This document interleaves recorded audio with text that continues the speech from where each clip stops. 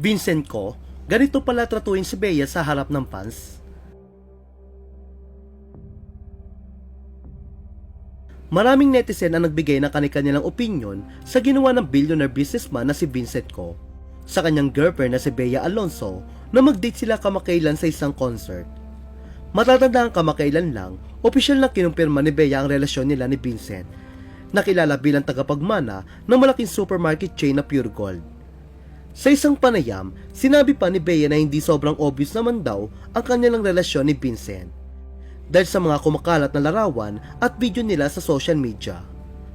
Ayon pa kay Bea, masaya siya sa kasalukuyang estado ng kanilang relasyon. Ngunit nilinaw niyang may hangganan ang mga detaling nais niyang ibahagi sa publiko.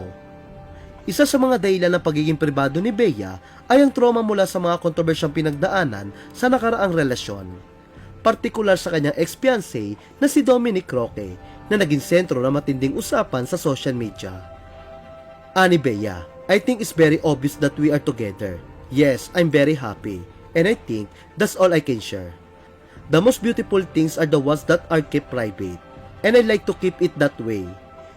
Dahil limitado lamang ibinabahagi ni Bea tungkol sa kanilang relasyon, tila mas naging interesado nga ang mga fans na makita kung paano siya tratuhin ni Vincent sa publiko. Ito marahil ang dahilan kung bakit dinumog sila ng mga fans nang dumalo sila sa Super Divas concert ni Nabels Ganda at Regine Velasquez sa Araneta Coliseum. Pero sa halip nga na hindi pansinin ang fans, kabaliktaran ang ginawa ni Bea at talaga nakisalamuha at nakipagpapicture siya sa mga fans. Ngunit sa gitna ng kasiyahan, napansin ng maraming netizen na ilang beses umanong iniwan ni Vincent si Bea. Ngunit paglilinaw ng ilang nakasaksi, ginawa lamang ito ni Vincent upang bigyan daan ang mga tagahanga na makalapit at makapagpapicture kay Bea. Sa halip na agawin ng atensyon, pinili niyang ibigay ang moment kay Bea at hayaan ito na maki-interact sa kanyang fans. Maraming netizen nga ang natuwa sa gesture ni Vincent. Itinuturing itong tanda ng respeto at suporta para sa trabaho ni Bea bilang isang celebrity. Para sa marami, simple man ang ginawa ni Vincent, malinaw na ito ay nagpapakita ng pagiging considerate at supportive partner niya kay Bea.